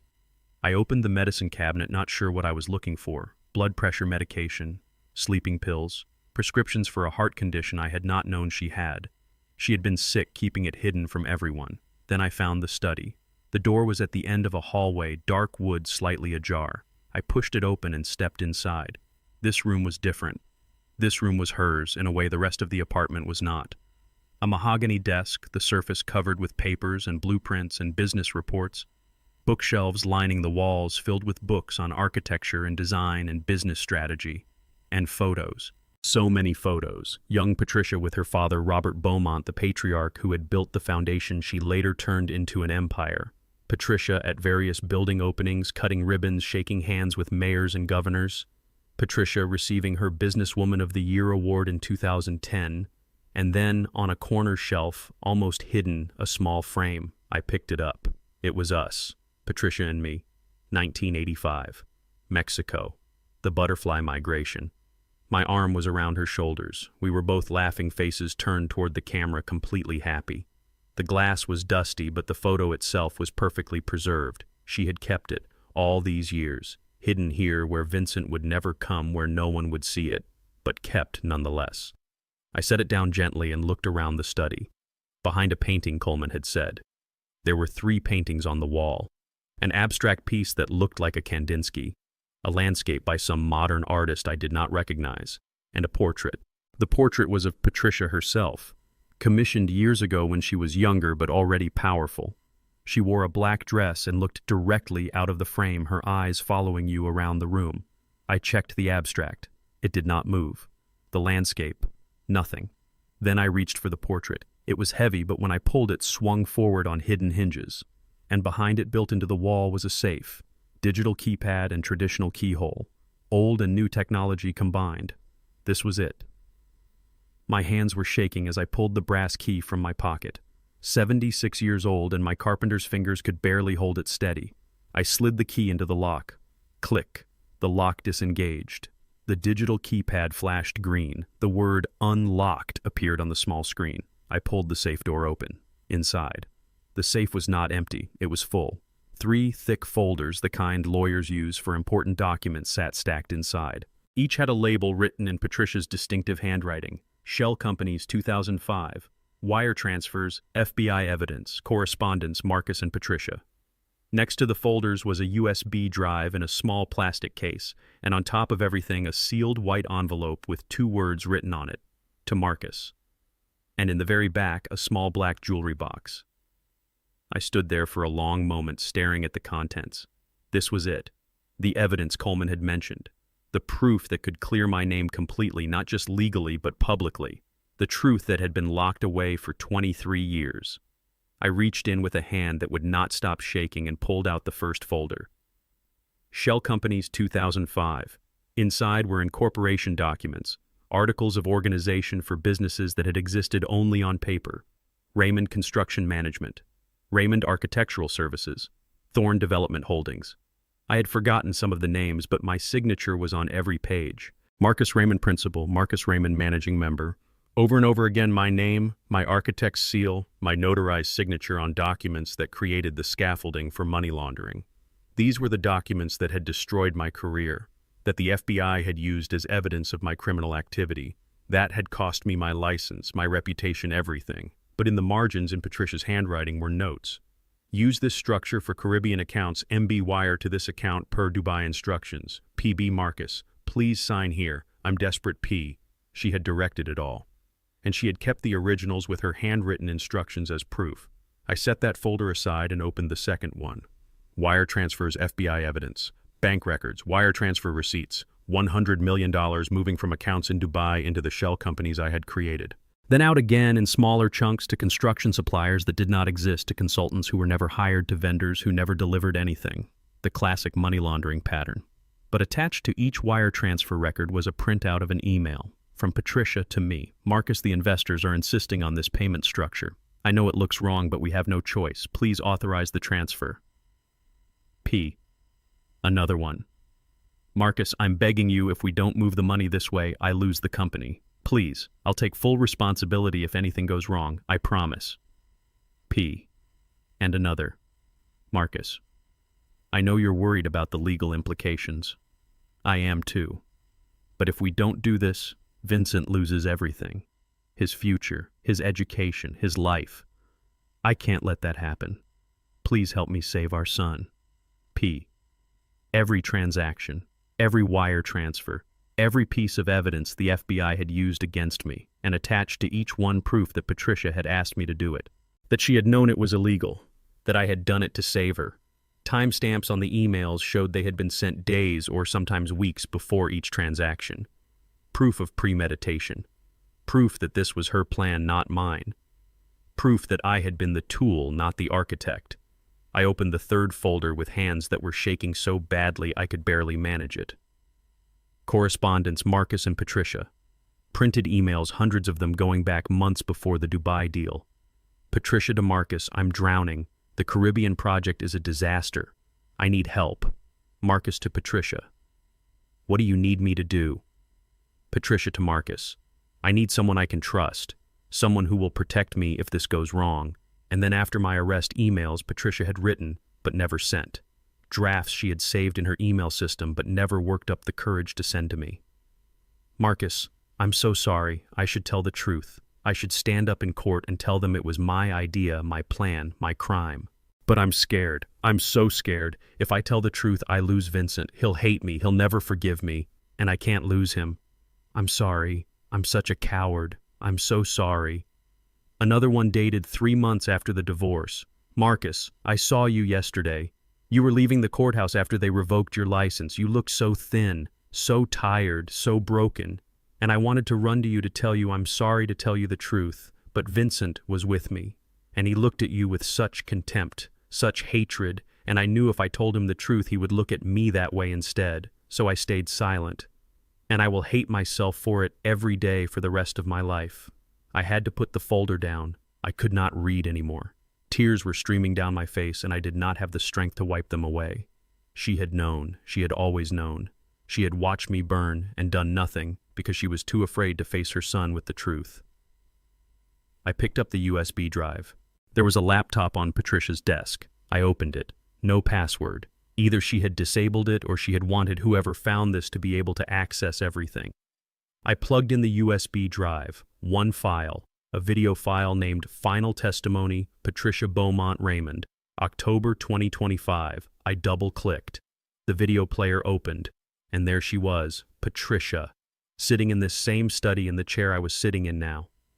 2 weeks before she died based on the date stamp. She looked thin, older than I remembered, but her eyes were clear. She looked directly into the camera. Directly at me. "Marcus," she said, and I heard her voice for the first time in 23 years. "If you're watching this, I'm gone. And you know the truth now." I could not look away. "I'm recording this because the written confession is not enough. I need you to see my face, to know I mean every word. What I did to you was unforgivable. I let you sacrifice everything, your career, your reputation, your relationship with your son, to save me from my own mistakes. And when you were drowning in the consequences, I threw you an anchor instead of a rope." She looked down, composed herself, then looked back at the camera. "I told myself it was for Vincent, that if he knew the truth, he would hate me. But that was a lie. It was for me. I could not face being weak, being a failure, being a criminal. So I let him think you were." Tears were streaming down her face now. "The company you saved, every building we built after 2005, it was all built on your sacrifice. Not mine, yours. This empire, it's not mine. It never was. It's yours. You bought it with your honor." She looked directly at the camera. "At me. So I'm giving it back. All of it. With interest. With public confession. With evidence that clears your name completely. You can go public. Sue for defamation. Restore your architecture license. The evidence is all there. Or you can burn it. Let me keep my reputation even in death. That's your choice. You're right." She paused. "But Marcus," her voice broke. "I'm sorry. I'm so sorry. I loved you. I still love you. I was just too much of a coward to choose you over my pride. Forgive me if you can. I'll understand if you can't. Goodbye, Marcus." The screen went black. I sat at her desk and I sobbed. 76 years old and I cried like a child. 23 years of silence, of shame, of carrying a burden no one had asked me to carry. And she had known. She had always known. I cried until there were no tears left. And then I picked up the white envelope. To Marcus, in her handwriting. I opened it. The envelope was thick, expensive stationery. I opened it carefully as if it might disintegrate in my hands. Inside were 2 pages, handwritten in Patricia's distinctive script. I could see places where the ink had run blurred by tears, or water, or time. The letter was dated 1 day before her stroke. I began to read. "My dearest Marcus, I am writing this by hand because typing feels too impersonal for what may be my last words to you. The doctors don't know that I know, but I do. My heart is failing. I have weeks, maybe days. I'm not afraid of dying. I'm afraid of dying with this lie still between us. I have left you everything in my will. The money, the company, the proof of your innocence. Vincent gets $10 and the truth. Harsh maybe, but necessary. He needs to understand what a real man looks like. What real sacrifice means. You showed him that his whole life, and I taught him to despise it. That is my greatest sin, Marcus. Not the money laundering, not the cowardice. It is that I took our beautiful son and turned him into something ugly, greedy, entitled, a man who values price tags over people. I did that. Me. And now he will pay the price. But you get a choice. You always gave others choices even when you had none. You can take the money, use it, build something beautiful again. Or walk away, go back to your workshop, let Vincent contest the will. Either way you are free. The truth is public now if you want it. Your name is clear if you claim it. Your son may hate you more, and I am sorry for that, but you owe no one anything anymore, except maybe yourself. Marcus, I am sitting in our study, my study, looking at our photo from Mexico. Do you remember that day? The butterflies, you said, look at them, Patricia. They fly 3,000 miles just to get home. That is instinct. That is purpose. I said, what is our purpose, Marcus? You said to build things that outlast us. Well, we did. We built Vincent. We built an empire. We built a lie. But you, Marcus, you built something else. You built integrity, honor, sacrifice. And those things, they outlast buildings. They outlast money. They outlast lies. I hope someday Vincent understands that. I hope someday he forgives us both. You for secrets, me for lies, but if he does not, you still did the right thing. You always did. I love you, Marcus Raymond. I loved you when we were young and broke. I loved you when you saved me. I loved you when I betrayed you, and I love you now at the end. I am just sorry I was too proud to say it when it mattered. Come back home, Marcus. Not to New Orleans. To yourself. To the man you were before I broke you. Build something beautiful. One last time. All my love, Patricia. I folded the letter carefully and put it back in the envelope. I held it to my chest over my heart and sat in her chair in her study, surrounded by her books and her papers and her ghost. Patricia, my wife, my partner, my betrayer, my conscience. She had loved me. At the end, she had loved me enough to tell the truth, even though it destroyed her own legacy, even though it broke our son. I looked around the study one more time, at the photo of us in Mexico, at the evidence spread across her desk, at the video testimony frozen on the laptop screen. She had given me a choice. That is what the letter said. Take the money and build something, or walk away and let it all go. But she had also given me something else. She had given me back my name, my honor, my truth. And that I realized was worth more than $560 million. That was worth everything. I stood up slowly. My legs were stiff, my back aching from sitting too long. I gathered the folders and the USB drive. I put the letter back in my pocket over my heart, and I locked the safe. I would not burn the evidence, but I would not release it either. Not yet, maybe not ever. Patricia's reputation was already damaged by the letter Coleman had read aloud. But these documents, this evidence, would destroy her completely, would erase every good thing she had ever built. And for what? To prove to the world something I already knew. No. I had spent 23 years being silent to protect her. I could be silent a while longer. Not for her sake. She was beyond caring now. But for Vincent's sake. He had already lost everything. His inheritance, his pride, his understanding of who his parents were. He did not need to lose his mother's memory too. I would keep the evidence. As insurance maybe. As proof if I ever needed it. But I would not weaponize it. That was not who I was. I turned off the laptop, put the folders back in the safe, locked it, hung the portrait of Patricia back in place, covering the safe once more. Then I walked through the penthouse one last time. This was mine now. Legally. 5,000 square feet of luxury in the most expensive neighborhood in Manhattan. I could live here, could sell it, could do whatever I wanted, but I knew I would not stay. This was Patricia's mausoleum, not my home. My home was a small house in New Orleans with a workshop full of sawdust and the smell of cypress and honest work. That was where I belonged. I took the private elevator down. The doorman wished me a good evening. I stepped out onto Central Park West as the sun finished setting and the city lights began to blink on one by one. I had come to New York for a will reading, to be humiliated according to my son, to get $10 for bus fare. Instead, I was leaving with $560 million complete exoneration and the knowledge that the woman I had loved me back, had always loved me back, had just been too afraid to say so. I hailed a cab. Where to? The driver asked. LaGuardia, I said. I'm going home. The cab pulled into traffic and Manhattan began to blur past the window once more, and I thought about what Patricia had written. Build something beautiful. One last time. I would.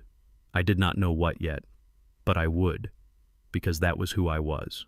Not a billionaire, Not a victim, not a criminal, just a man who built things, who fixed broken pieces, who turned rough wood into something smooth and useful and good.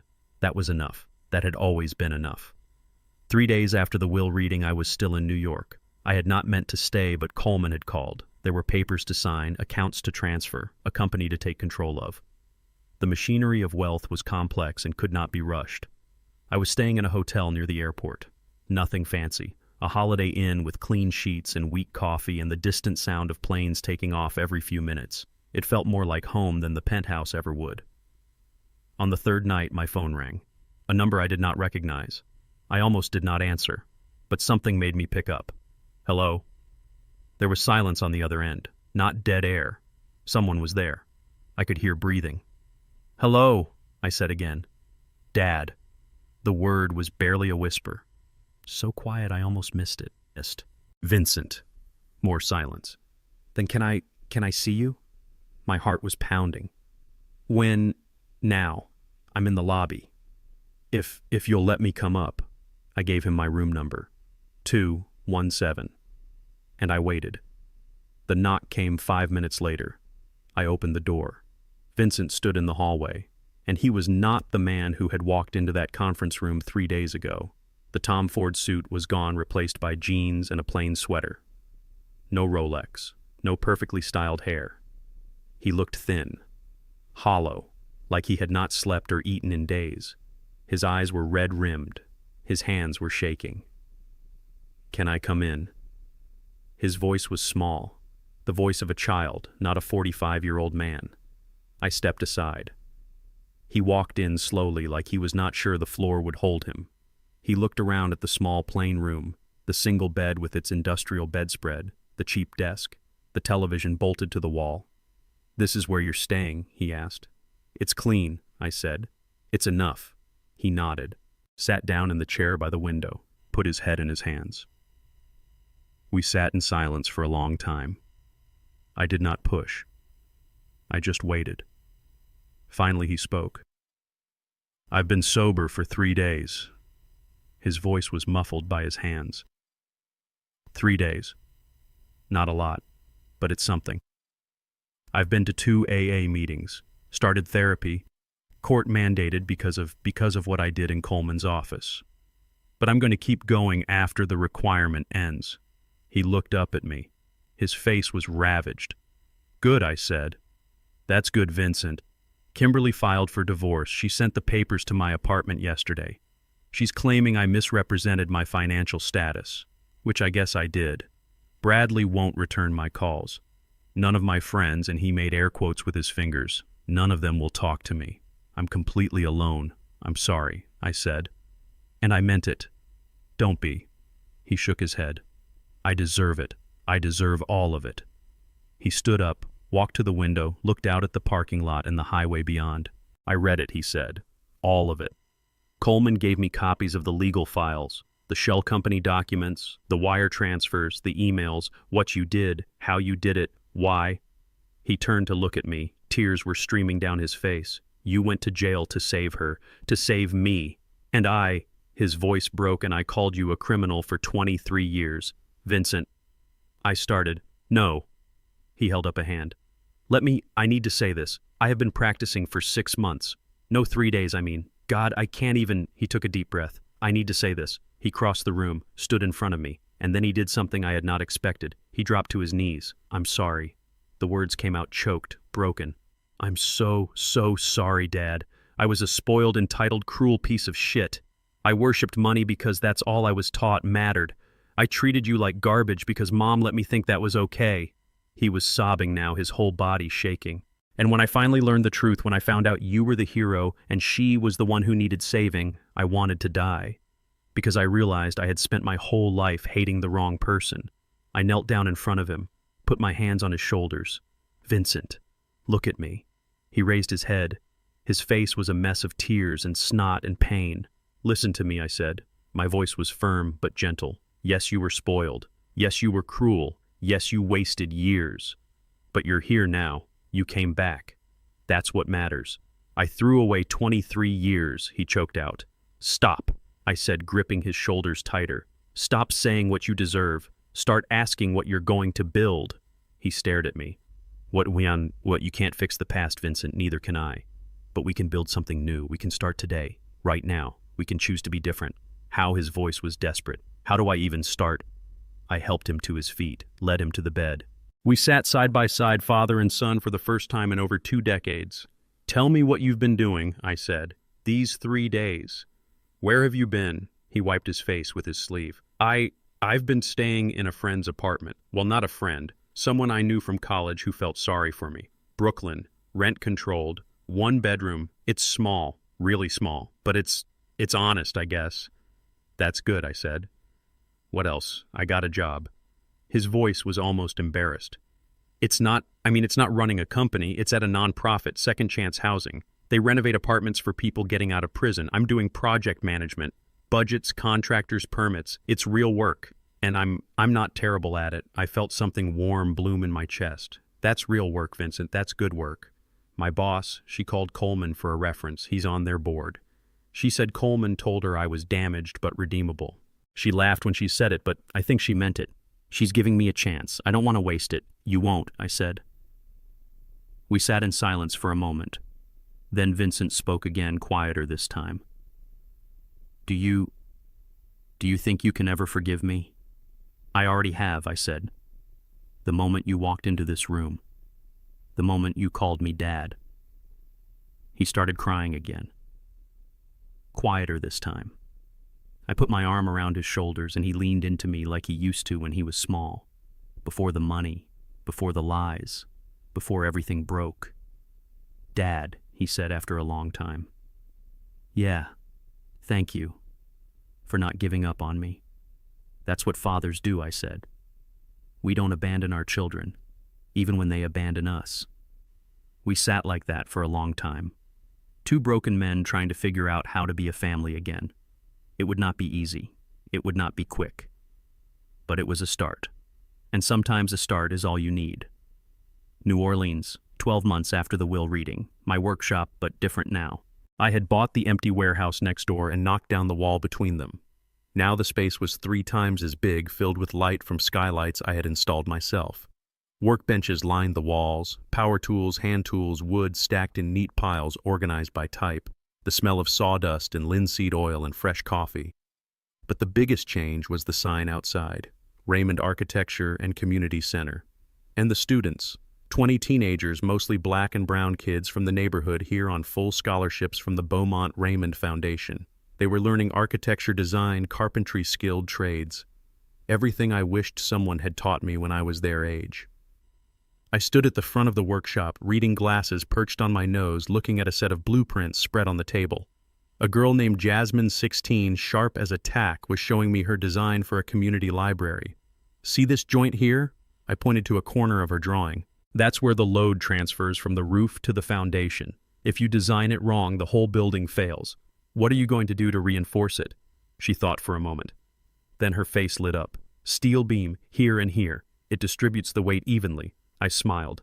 Show me your calculations. She did. They were perfect. Excellent, Jasmine. You're thinking like an architect now. She beamed, gathered her drawings and went back to her workstation. I looked around the workshop at the other students. Working, learning, building. This was what Patricia had meant. Build something beautiful. After class ended, I went to my small office in the back. It was cluttered, covered in student projects and permits and photos. On the wall, a framed picture. Patricia and me, Mexico, 1985. I had brought it from the penthouse. It belonged here where I could see it every day. The foundation had been busy this past year. 3 affordable housing projects, broken ground in New Orleans, Baton Rouge, and Jackson. 12 full scholarships to architecture school, a community center in the 9th Ward, architecture programs in 6 local high schools, and more planned for next year. I was using Patricia's money the way she should have used it, to build, to teach, to give chances to kids who looked like me, who came from nothing, who just needed someone to believe in them. My phone rang. Coleman. Mr. Raymond, he said. His voice was warm now, friendly. We had spoken often over the past year. I have news. About Vincent. I sat up straight. Tell me. He accepted the trust 6 months ago. $5 million managed by trustees like you set up. He's been getting a salary from it. $65,000 a year. Not a lot, but enough. And I prompted. And he's working. Really working. He's still at Second Chance Housing. Got promoted to senior project manager 3 months ago. His boss says he's good at it. Shows up on time. Works hard. Doesn't complain. I felt tears prick at my eyes. What else? He started therapy. Court mandated at first because of the incident at my office, but he kept going after the requirements ended, twice a week. And Coleman paused, he's been attending a 12-step program, 14 months sober as of last week. I put my hand over my mouth, tried to keep my composure. He's living in Brooklyn, rent-controlled apartment, 1 bedroom, takes the subway, volunteers at a soup kitchen on weekends. Coleman's voice was gentle. He's not the man he was a year ago, Marcus. Is he? I could barely get the words out. Is he okay? Define okay, Coleman said. He's sober. He's employed.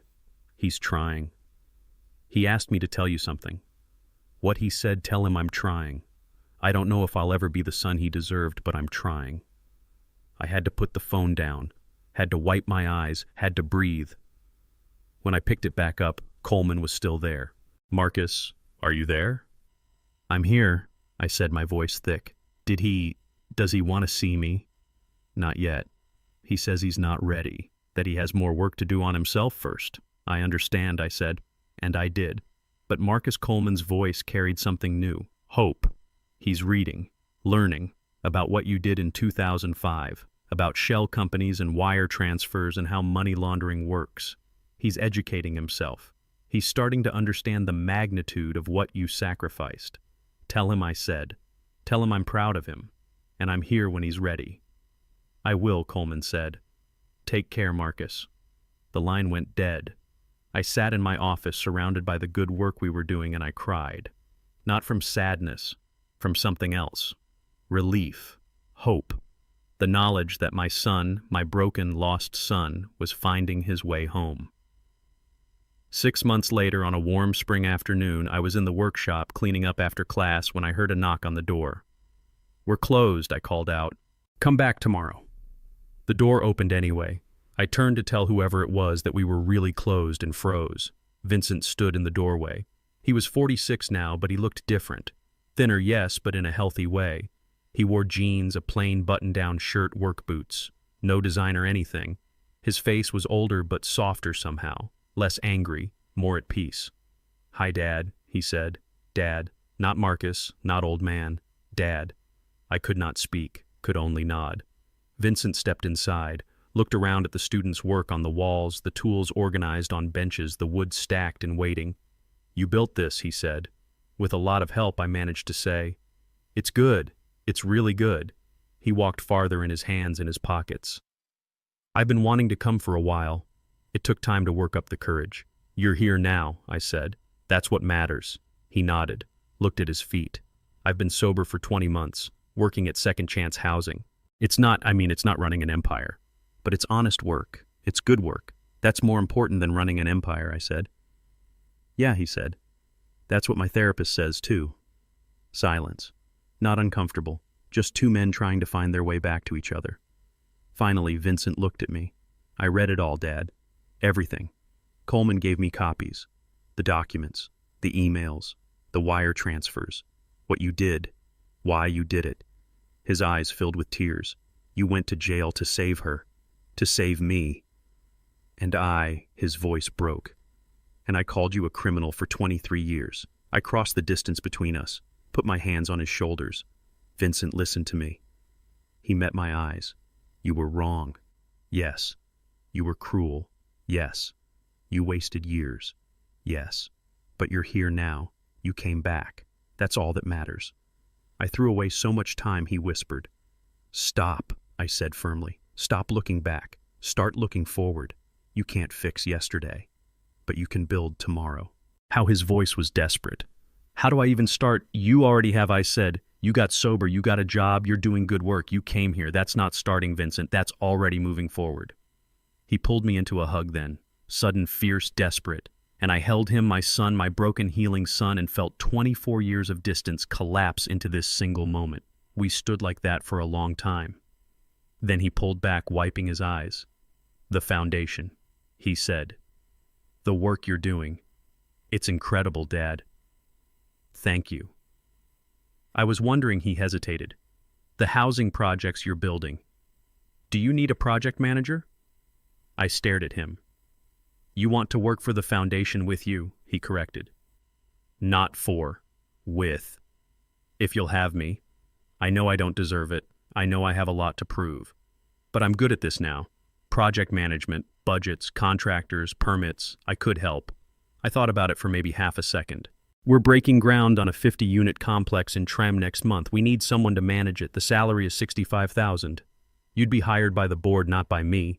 No nepotism. You'd have to earn it." His face lit up. "I can do that. I will do that." "Then welcome to the team," I said. We shook hands, father and son, colleagues, partners, building something together for the first time in 24 years. As he was leaving, he paused at the door. "Dad, yeah, thank you for not giving up on me." I smiled. That's what fathers do. We don't abandon our children, even when they abandon us. He smiled back, a real smile. The first genuine smile I had seen on his face since he was 12 years old. Then he was gone. But not gone, just gone for now. He would be back. Tomorrow. Next week. For the rest of our lives. We were building something new, something honest, something that would last, and that I thought as I locked up the workshop and walked to my truck was enough. More than enough. It was everything. Before I tell you what I found in that penthouse safe, let me ask you something. Have you ever been given proof that could destroy someone's reputation, that could get you revenge after years of injustice? Drop a comment and let me know what you would do. And hit subscribe if you believe that sometimes mercy is stronger than revenge, because the choice I made that day would define the rest of my life.